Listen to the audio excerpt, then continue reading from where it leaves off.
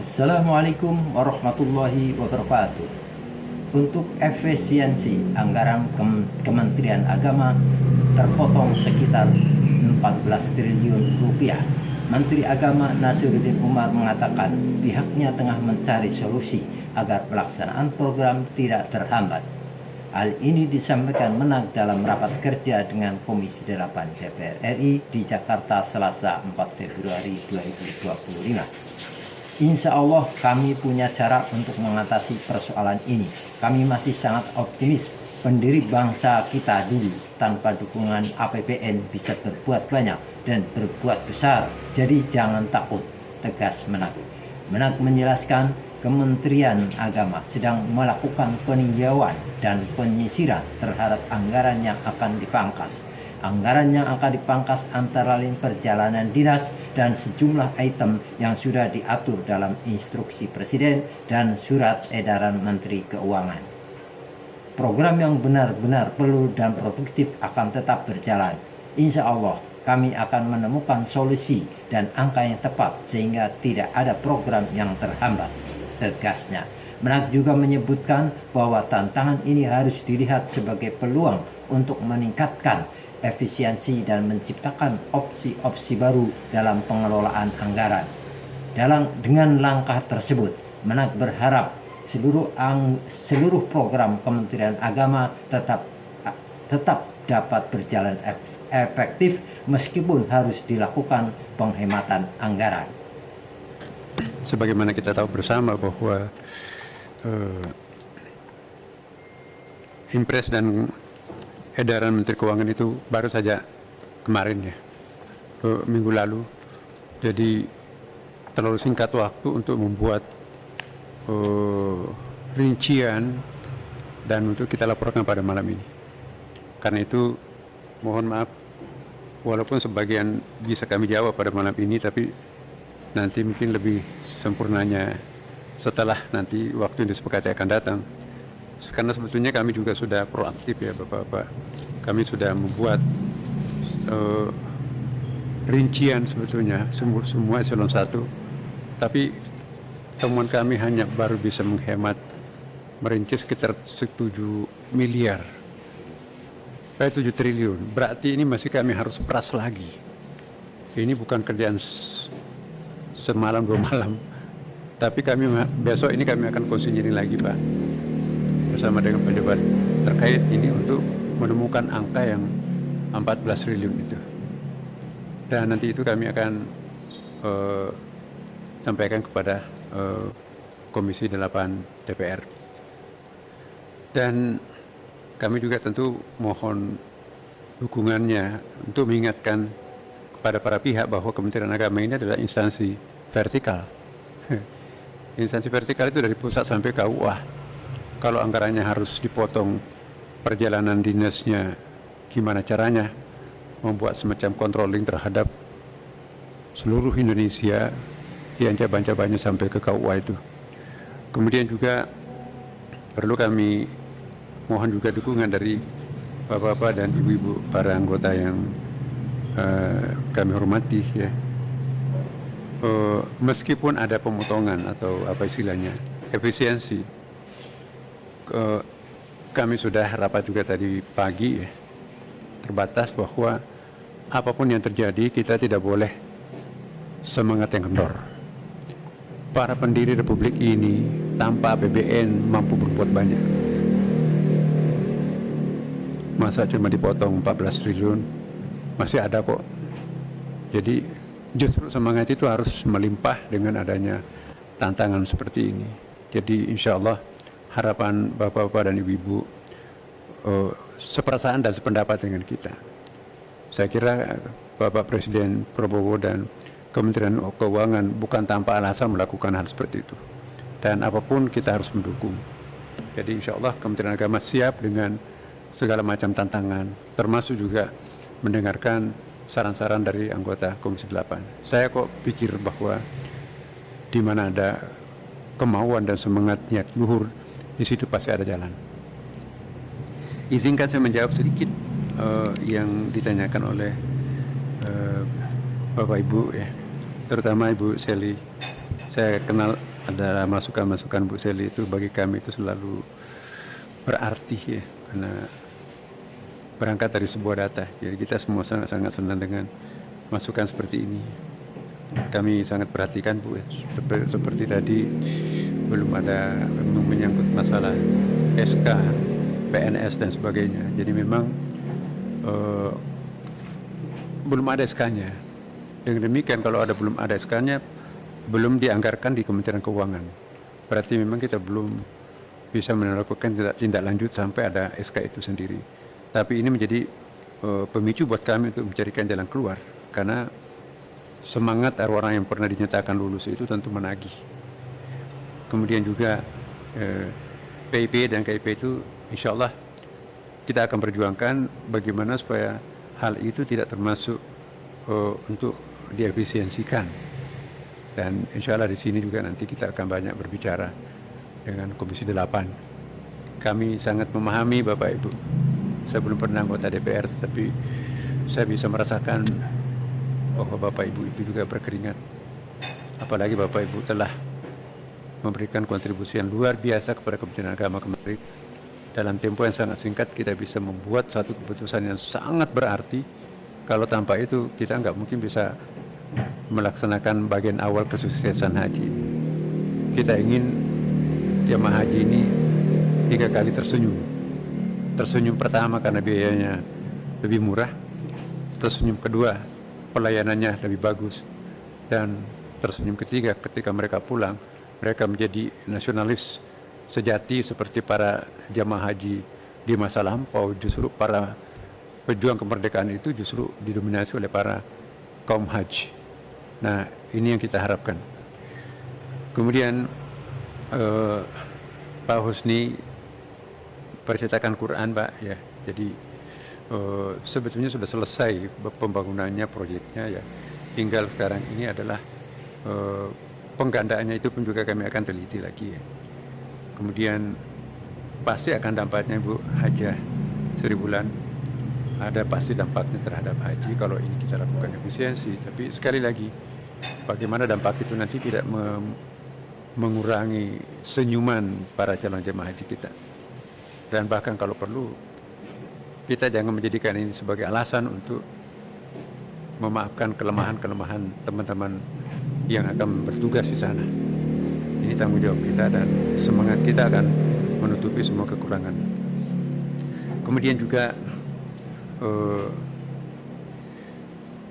kami sangat memahami Pak Ahmad ya Pak, jangan ada kezaliman antara pendidikan formal dan pendidikan informal dan pendidikan non formal, pendidikan negeri dan pendidikan swasta.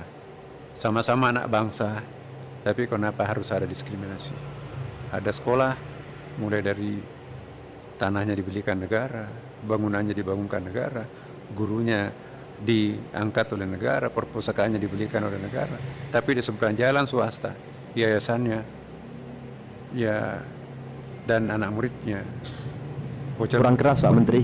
Ya. Lebih dekat ini mic-nya kurang dekat. Ya. Kurang. Gitu Pak. Jadi insya Allah kita dalam hal ini seperasaan. Kemudian juga insya Allah kita akan berbuat sesuatu yang lebih adil. Kemudian juga mengenai Pak Aswin, Pak, THR untuk guru-guru agama yang diangkat oleh Kemendikbud dulu, sekarang Mendikdasmen dan Ristekdikti. Memang ada sedikit kendala di Kementerian Agama ya, karena ada peraturan dari Kementerian Keuangan, siapa yang mengangkat maka itu yang akan memberikan bonus termasuk hadiah lebaran dan gaji ke-13.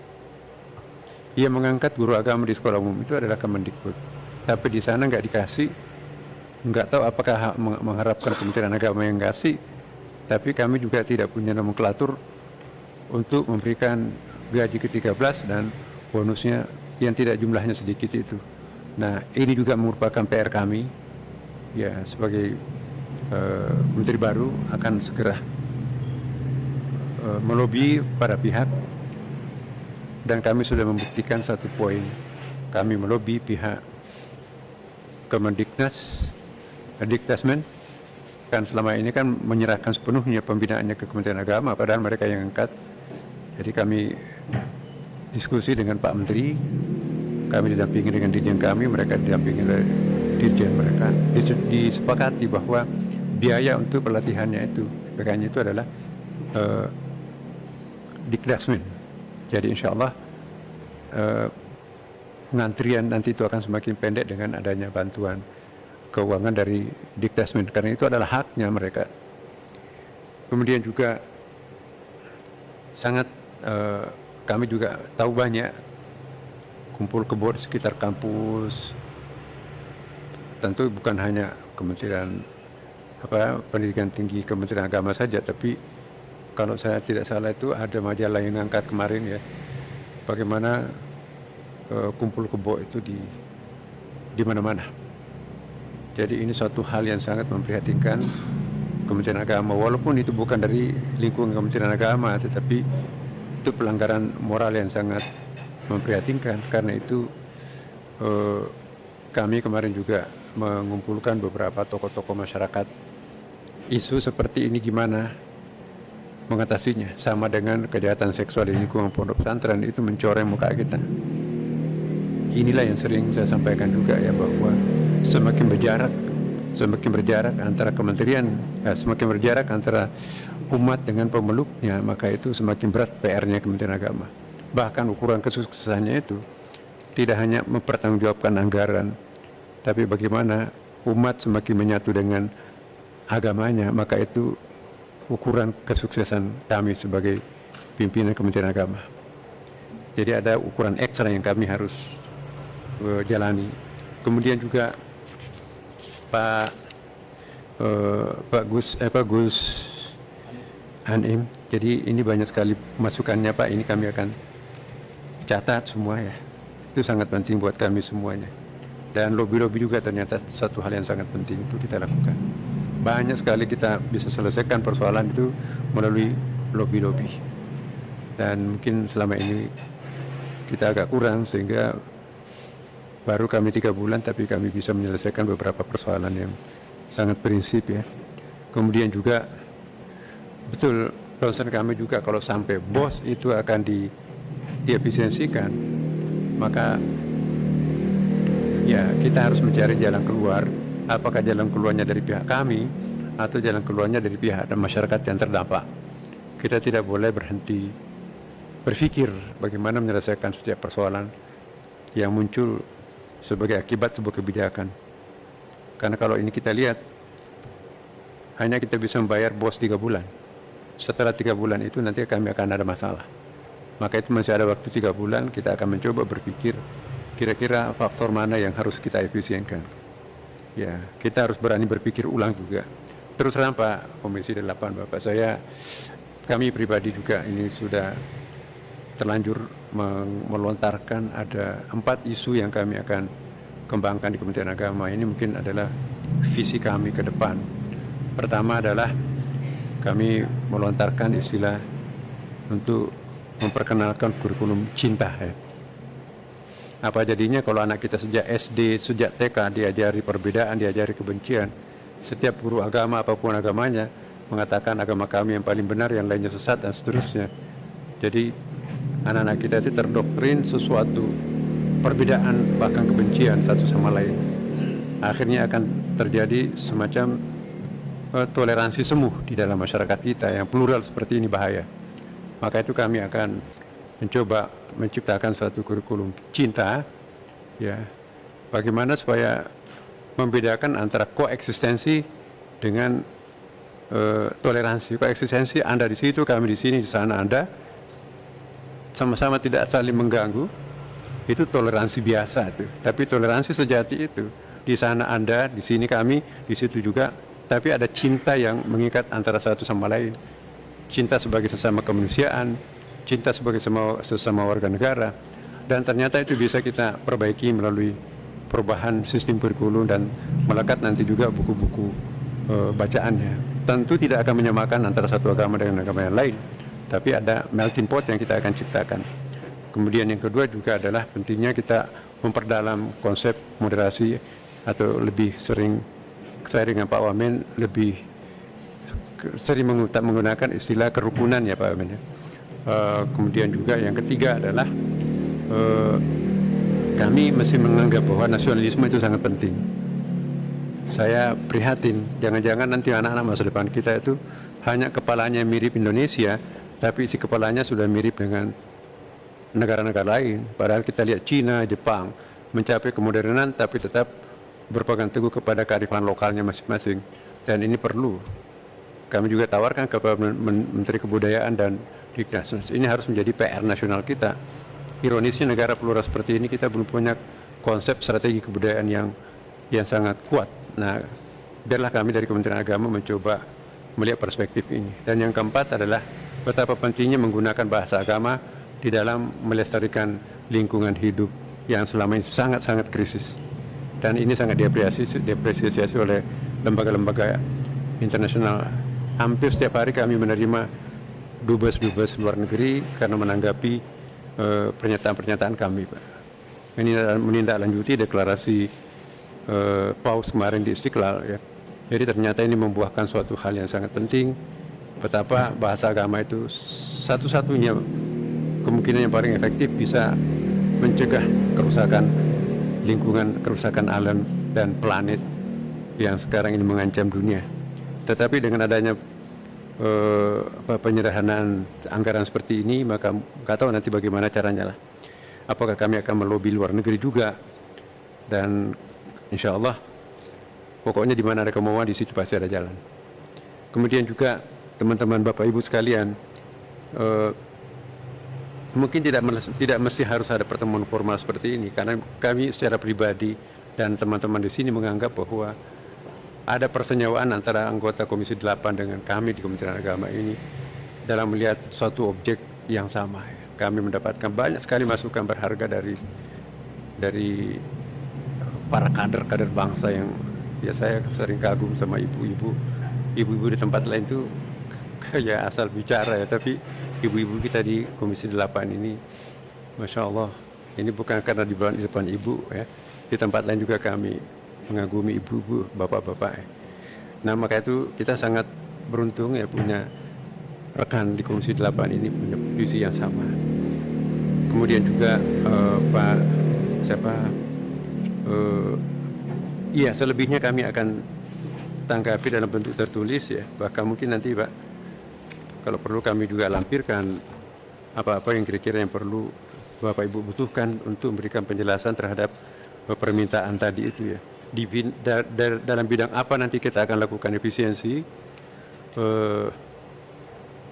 daripada nanti merubah seperti bantuan langsung kepada masyarakat kita tadi itu, mungkin nanti kita akan merubah sesuatu yang selama ini sangat rutin di Kementerian Agama ya.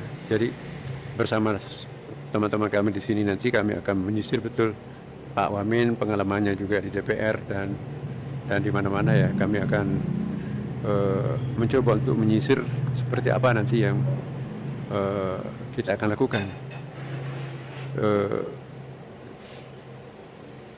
Adinda juga ya, Pak Sigit Purnomo, itu sebetulnya kita sudah melakukan hal yang sama ya, cuma belum merata di seluruh Indonesia. Tajhizul Mayit, konsep ya bahkan bukan hanya mayatnya, mempersiapkan kematian itu pun juga ada dalam Islam dan dalam Kristen itu ada. Bagaimana menjemput kematian itu ada tata keramanya, ada edukasinya ya. Dan selama ini masyarakat kita kurang, memang kurikulum kita juga tidak menjangkau ke situ lebih intensif. Hanya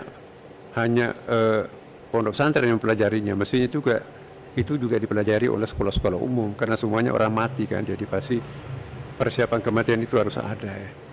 Dan mengenai bantuan rumah ibadah, insya Allah saya perlu juga sampaikan bahwa bantuan rumah ibadah itu anggarannya sangat sedikit memang.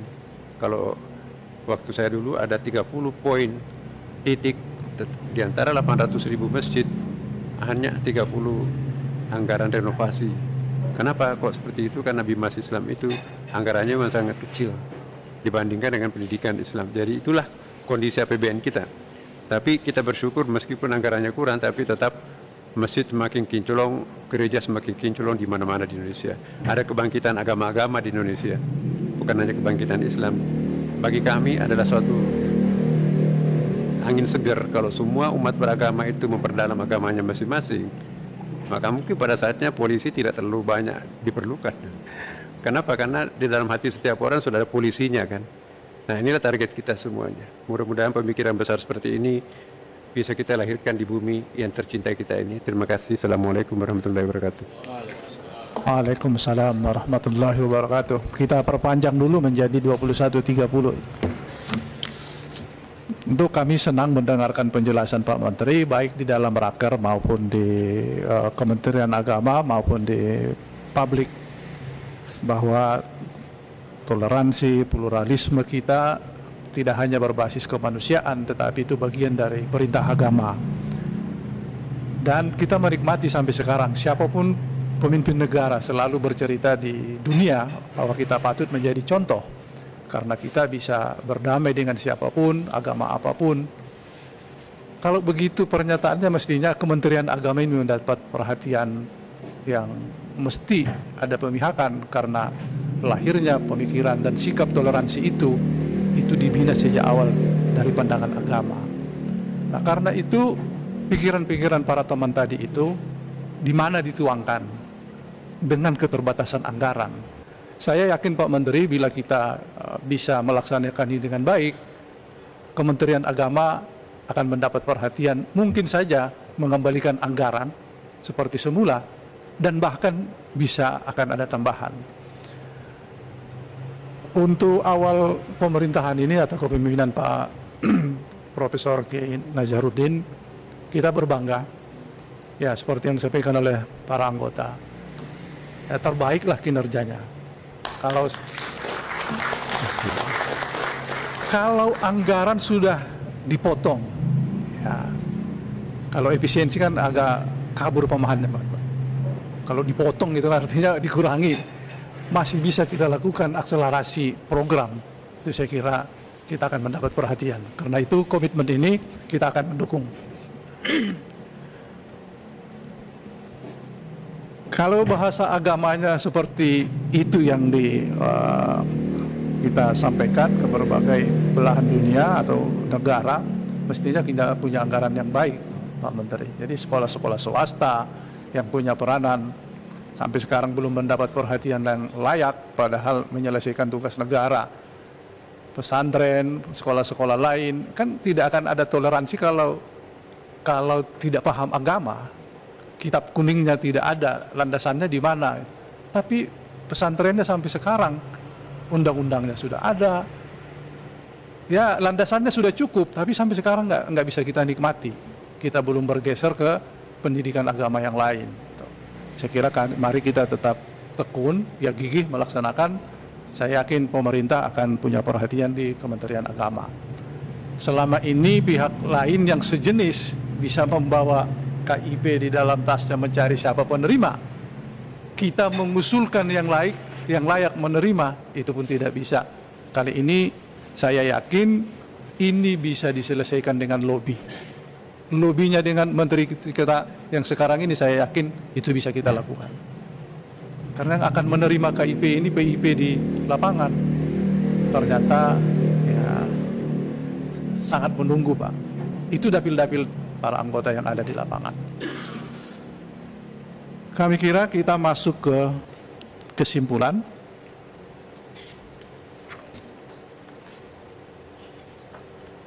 Kalau bisa ditayangkan ya. Derap kesimpulan rapat kerja Komisi 8 DPR RI dengan Menteri Agama Republik Indonesia. Oh, saya silap nih. Pak Wamen ada komentar. Ya sebelum kesimpulan. Oh ya. Karena ini apa tadi Pak Dr. alumni Komisi 8. Ya. Kalau itu kita lanjut ya kesimpulan. Terima kasih. Pada rapat kerja Komisi 8 DPR RI dengan Menteri Agama Republik Indonesia dengan agenda pelaksanaan program dan anggaran tahun 2025 dapat disimpulkan beberapa hal sebagai berikut. 1. Komisi 8 DPR RI dapat menerima penjelasan Menteri Agama Republik Indonesia mengenai efisiensi anggaran Kementerian Agama Republik Indonesia tahun 2025 sebesar 14.284.062 rupiah, sehingga pagu anggaran Kementerian Agama Republik Indonesia tahun 2025 yang awalnya sebesar 78.152.159.164.000 rupiah menjadi sebesar 64.090.160.000 rupiah dan dialokasikan untuk unit eselon 1 sebagaimana tertera di tabel. Kedua, Komisi 8 DPR RI mendesak Kementerian Agama agar mengusulkan rincian efisiensi dan pergeseran anggaran untuk program-program tahun 2025 termasuk satuan tiganya sesuai tugas pokok dan fungsi Kementerian Agama RI kepada Komisi 8 DPR RI paling lambat 7 Februari 2025. 3. Komisi 8 DPR RI mendukung perpanjangan pelaksanaan proyek pinjaman luar negeri dari Saudi Fund for Development Arab Saudi untuk tahun 2025 sebesar 25.024.745 dolar Amerika atau sekitar 400,39 miliar dengan kurs 1 USD sebesar 16.000 rupiah untuk pembangunan Universitas Islam Negeri Maulana Malik Ibrahim Malang yang dilaksanakan sejak tahun 2023 dan berakhir tahun 2025. 4. Komisi 8 DPR RI mendesak Kementerian Agama Republik Indonesia agar dalam pelaksanaan program dan anggaran tahun 2025 memperhatikan dan menindaklanjuti pendapat dan saran dari pimpinan dan anggota Komisi 8 DPR RI antara lain sebagai berikut. A. Menghindari efisiensi anggaran untuk program-program yang berkaitan langsung dengan penyediaan layanan dan pemenuhan kebutuhan masyarakat seperti BOS, BOP, PIP, PPG, beasiswa, petugas haji, kebutuhan guru agama, dan lainnya. B. Memperhatikan pemerataan bantuan kepada rumah-rumah ibadah dan lembaga-lembaga pendidikan keagamaan baik negeri maupun swasta. C. Mempercepat peningkatan status kelembagaan direktorat yang bertanggung jawab terhadap pengelolaan pesantren dari eselon 2 menjadi eselon 1. D. Mengupayakan agar program makan bergizi gratis juga menyasar murid-murid di lembaga pendidikan keagamaan. E.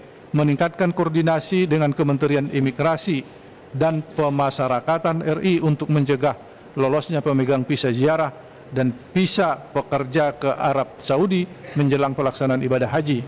F. Meningkatkan pengawasan dan pengendalian terhadap pemanfaatan sarana prasarana di lingkungan Kementerian Agama Republik Indonesia sehingga terhindar dari penyalahgunaan sebagaimana terjadi di UIN Alauddin Makassar. 5. Komisi 8 DPR RI mendesak Kementerian Agama Republik Indonesia agar mempercepat penerbitan keputusan Presiden tentang biaya penyelenggaraan ibadah haji BPIH tahun 1446 Hijriah 2025. Itulah poin-poin kesimpulan. Kami persilakan dulu para anggota dan pimpinan untuk menanggapi apakah ada poin yang butuh ditambah atau ada poin yang tidak diperlukan atau ada penyempurnaan poin-poin yang sudah tertuang. Kami persilakan. Silakan Pak Abidin. Ya, terima kasih Pak Ketua. Di poin 1. Poin 1 itu cukup berakhir di angka nggak usah dan dialokasikan untuk unit eselon 1 dimasukkan tabelnya, tidak usah.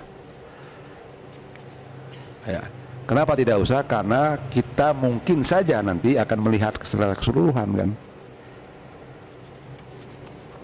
Karena tetap harus dipersetujui oleh Komisi 8. Termasuk kewenangan kita tuh soal realokasi, soal apa segala macam. Tapi sebesarannya sudah ada.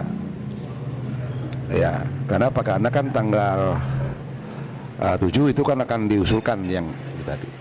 Saya kira itu pimpinan. Terima kasih. Baik. Ketua, izin. Ini dulu kita hilangkan aja ya, tabel ini dihilangkan. Ya. Gimana, setuju? Setuju Ketua, kalau itu setuju. Hilangkan tabel ya. Ya, Tapi besarannya disebut. ya. Dari 78 dipotong 14 menjadi 64. Di tanggal 7 paling lambat kita menerima penjelasan di mana saja dan dicantumkan. Oke. Pak Asweni, poin mana? Iya. Ini apa sudah harus begitu Ketua? Harus final potong 14,2. Apa nggak bisa kita misalnya nawar? Ya, maksud saya kan kasihan tadi banyak yang jadi korban bisa-bisa kan? Pendis. Itu sudah final, Pak. Tugas haji udah final itu ya? Sudah final. Malah final. kalau kita buat kalimat tadi ada dispensasi, itu malah nanti nggak cair-cair karena kalimatnya di sini harus persetujuan di edaran menterinya. Siap. Jadi nggak bisa nawar. Baik, untuk poin 4. Poin 4 itu terkait itu tadi Ketua. Berapa ada guru PAI yang di sekolah SD sampai SMK, SMA negeri itu? Ada datanya nggak Pak? Di sekarang yang ada. Itu besar sekali itu sebenarnya. Jadi maksud saya ini kita minta, tadi sudah disebut sudah terniat oleh Pak Menteri, tapi kita masukkan di sini untuk koordinasi dengan kementerian terkait untuk nasib guru PAI yang ada di sekolah negeri itu apa bahasanya. Bisa masukkan poin juga maksud saya di situ. Kasih Ketua. Satu poin lagi. Kita masukkan dulu ya poinnya Pak Asweni supaya mengenai guru-guru pendidikan agama Islam yang ada di Kemendikbud mendapatkan haknya. Ya. Sebetulnya ini sudah berulang nih, sudah sering kali kita masukkan poin ini, tapi tidak apa-apa. Sudah sering. Ya, sambil membuat poin itu, silakan Pak Dr. Nur Wahid. Baik, terima kasih Pak Ketua. Saya ingin mengingatkan, saya kira semua kita tadi sepakat bahwa sekalipun terjadi efisiensi yang dalam bahasa Pak Ketua adalah pemotongan tadi, tapi terkait dengan kualitas penyelenggaraan program tidak berkurang, termasuk penyelenggaraan haji, termasuk juga pendidikan agama tidak berkurang. Apakah itu perlu dimasukkan? Saya kira penting juga untuk sebagai pengingat bahwa adanya efisiensi atau pemotongan ini bukan berarti adanya pengurangan kualitas daripada penyelenggaraan program. Ya, boleh juga, karena pendapat dan saran boleh lah masuk. Ya, masuk itu jadi. Betul. Ya, bunyinya gimana Pak? Bunyinya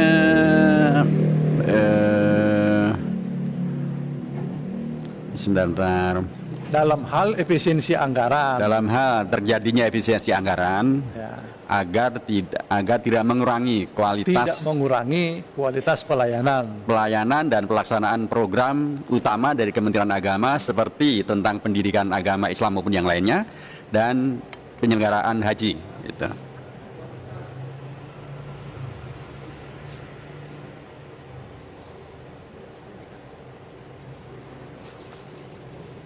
Penyelenggaraan Saya kira tidak perlu satu-satu ya, pelayanan dan kualitas penyelenggaraan program Kementerian Agama gitu ya. program Ya, pelayanan sudah. program Kementerian Agama. Oke. Semuanya sudah masuk. Oke, sambil penyempurnaan kalimat, ada yang lain? Saya masih ada Pak, sebentar. Wih, Masih ada beberapa ini. Di poin 4C yang lama, berarti 4D. Itu definitif saja disebutkan dirjen pesantren lah. Jadi alat tool gitu ya kiainya. Jadi, karena memang kan itu ya dimaksud. ya, Memberikan boleh juga tingkat dicantumkan, dengan- tetapi di dengan- beberapa kali hasil rapat kerja kita, itu bukan bagian dari saran Pak Nur Wahid. Itu bagian dari poin kesimpulan. Poin kesimpulan yang ini beberapa hal sebagai berikut. Kalau ini kan bagian dari saran. Yang sebelumnya itu sudah keputusan kita. Ya, karena tadi kan saya sampaikan dalam pakai pantun. Ya, kalau begitu begini Ikan kalimatnya. cepat ikan gabus tanpa ikan lele, lebih cepat lebih bagus, nggak perlu bertele-tele. Jadi gitu. Ya, kalau begitu kalimatnya begini. Sebagaimana keputusan beberapa kali di Komisi 8 mengingatkan kembali Oke. untuk tidak bertele-tele. Bagus. Karena kalau tidak ada kalimat itu, maka ya, keputusan kita yang lalu seolah-olah tiada. Yes, setuju Pak Ketua, sepakat, Oke. sepakat. Satu lagi Pak Ketua. Tadi sudah saya sampaikan bahwa Kementerian Agama bekerja sama dengan Kementerian ATR BPN untuk yang terkait dengan masalah sertifikasi tanah-tanah wakaf tersertifikasi tanah ibadah. Tadi saya sampaikan bahwa kuota yang disediakan oleh Kementerian ATR BPN itu 70.000, yang baru didata oleh Kementerian Agama baru 23.000 sekian. Karenanya menurut saya penting ini dimunculkan gitu ya. Karena itu akan menjadi kinerja tanpa harus yang terkait dengan pengurangan anggaran. Dan saya usulkan kalau memungkinkan juga selain daripada tanah ibadah juga tanah pondok-pondok pesantren, tanah wakaf di pondok pesantren maupun juga pendidikan agama yang lainnya penting juga untuk mendapatkan maksimalisasi dari program ini. Demikian Pak Ketua, terima kasih. Yang dimaksudkan tadi mempercepat sertifikat tanah atau apa ini? Oleh Kementerian ATR BPN untuk bisa dimaksimalkan Kementerian Agama, termasuk juga bagi tanah wakaf di lembaga pendidikan keagamaan seperti pesantren dan lain sebagainya. Kuotanya 70.000 Pak, yang terdaftar baru 23.000. Sayang banget kalau di mubadir nanti itu Pak.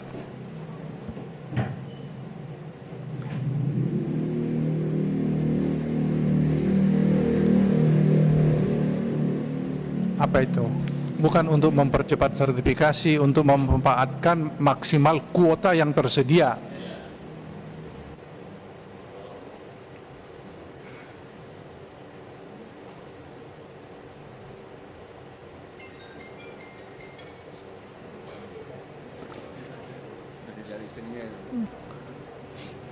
Udah ditegur itu kelamaan, kok nggak pulang-pulang.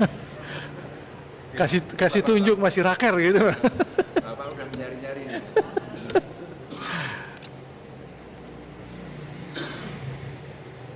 Oke. Garis miring pesantren Pak.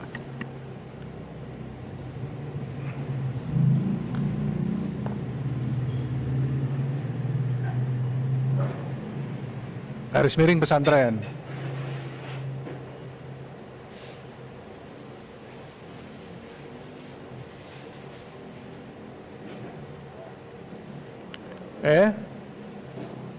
Sudah ada rumah ibadah itu.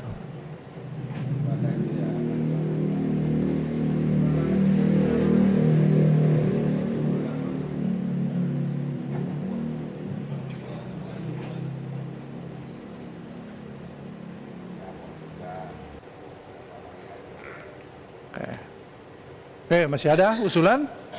Sudah cukup ya? Pak Ketua, di huruf B itu sudah betul dalam hal efisiensi anggaran tidak mengurangi sebenarnya kualitas pelayanan dan penyelenggaraan program-program di Kementerian Agama, itu sudah bagus sih, tapi pelayanan juga kan butuh kualitas, karena itu tidak mengurangi kualitas pelayanan dan penyelenggaraan program-program di Kementerian Agama. Oke, ya mantap Pak Alimuddin. Ya, jangan sampai 2 kali ya, berulang-ulang kan. Ada lagi Bu Ulan? Oh bukan. Baik, dari anggota sudah cukup, dari pemerintah silakan Pak Menteri. Iya, saya sependapat dengan apa yang disusulkan semuanya, kecuali ada bagian F itu Pak ya. Saya tadi mendengarkan Pak Ahmad ya. Saya kira itu komitmen kita bersama. Adanya sinyalemen mahasiswa-mahasiswa, atau bukan hanya mahasiswa, pra-mahasiswa itu juga banyak penyimpangan moral kesusilaan di lingkungan pondok pesantren, di perguruan tinggi, termasuk juga penggunaan judi online pada fasilitas negara dan sebagainya. Mungkin bisa diberlakukan Yang di poin mana Pak? di sini. Yang di poin Di meningkatkan pengawasan dan pengendalian terhadap yang poin F ya. F ya, pemanfaatan sarana-sarana di lingkungan Kementerian Agama Republik Indonesia sehingga terhindar dari penyalahgunaan dan penyimpangan moral dan kesusilaan. Iya, di Alauddinnya nggak usah dieksplisitkan karena kampus-kampus lain juga banyak melakukan hal yang sama.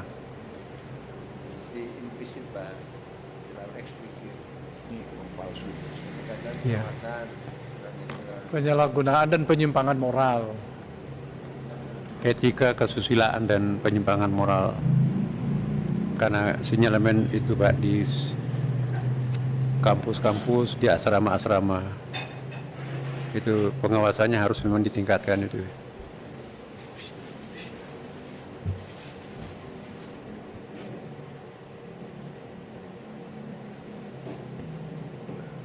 Apakah perlu disebut etika, Pak Menteri? Penyimpangan moral dan etika? Jangan.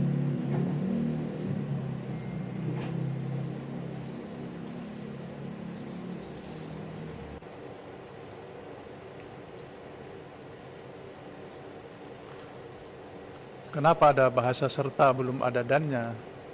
Ini sertanya hilangin.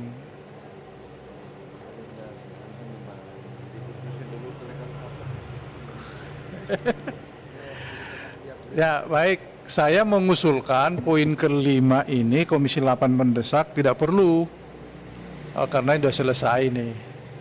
Nanti Pak Hilman tersinggung dia.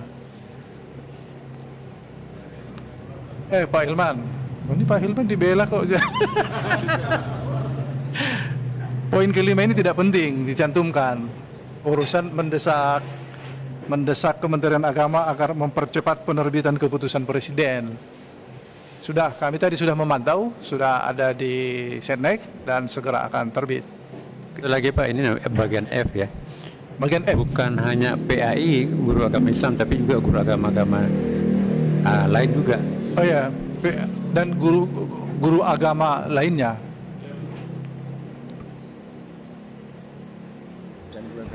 Guru-guru keagamaan lah, gitu aja lah. Guru-guru keagamaan. Guru agama gitu aja ya. Guru-guru agama gitu lah. Guru agama yang berada di, udah cukup lah. Karena ada juga agama yang lain masalahnya. Oh ya, kita Ada juga guru agama yang lain. sudah bolak-balik audiens ke kita itu. Cukup Pak Menteri? Baik, terima kasih. Oh ternyata ini yang kita tunggu. Silakan Pak Wamen. Poin 4 bagian D Ketua. Bagian D. Ya. Coba kembali lagi ke D. Kalimat juga itu lebih bagus diganti dengan mengupayakan agar program makan bergizi gratis segera diwujudkan. Karena kalau juga itu seakan-akan itu belum masuk program selama ini. Wah, ini kalau penguasa begitu kalimatnya, segera diwujudkan. Cocok juga ini, karena ini kalimat alat Pak juga itu Wamen. aja mengganggu Ketua. Juga ini kan juga menyasar. Seakan-akan selama ini itu dikecualikan. Iya, terganggu dengan kalimat itu ya. Iya, jadi terganggu. segera diwujudkan. Iya. Iya, cocok. Iya, sepertinya kan tersinggung kan, tidak diperhatikan gitu. Padahal diperhatikan, cuma belum. Nah, ini disegerakan. Iya. Ya, baik. Kalau ada poinnya seperti ini disampaikan, Pak. Iya. Masih ada yang lain? Dari Dirjen yang lain masih adakah? Cukup ya? Saya tidak membacakan lagi poin-poin yang sudah kita sepakati, sebagaimana yang kita koreksi dan nanti akan ditandatangani. Dapatkah bisa kita terima kesimpulan? Terima kasih. Sebelum kita tutup, kami persilakan Pak Menteri statement akhir. Ya, baik Bapak Ibu sekalian, wabil khusus anggota DPR Komisi 8 DPR RI, kami tentunya sangat berterima kasih atas kerjasamanya yang sangat produktif ya, sekaligus juga sangat konstruktif bersama dengan Kementerian Agama ya. Mudah-mudahan sinergi seperti ini nanti insya Allah akan sampai akhir dan kita akan mendapatkan hasil yang kita akan perjuangkan ya. Kemudian rekan-rekan semuanya, terutama dari pihak kami di Kementerian Agama, dengan memperhatikan sugesti motivasi dari Komisi 8 DPR, maka saya kira kita bisa melakukan segera langkah-langkah yang bisa kita lakukan yang terbaik untuk menyisir semua apa yang lebih mikro lagi kita bisa sisir dengan mempertimbangkan seluruh masukan-masukan dari Komisi 8, dan kami anggap bahwa semuanya itu adalah positif buat kami, Pak. Terima kasih. Assalamualaikum warahmatullahi wabarakatuh. Waalaikumsalam. Terima kasih Pak Menteri. Izin nanti Pak Menteri kami akan mengundang Sekjen, Kepala Biro kalau dibutuhkan dirjen-dirjen akan kami undang di tanggal 10 dan 11. Nanti menunggu undangan saja. Kami akan menyepakati berbagai hal yang kita sebutkan tadi. Karena itu kami mengucapkan para pimpinan dan para anggota, Pak Menteri, Pak Wamen, beserta jajaran, mari kita tutup raker kita dengan ucapan hamdalah. Alhamdulillahirabbil alamin. Kita tutup. Assalamualaikum warahmatullahi wabarakatuh.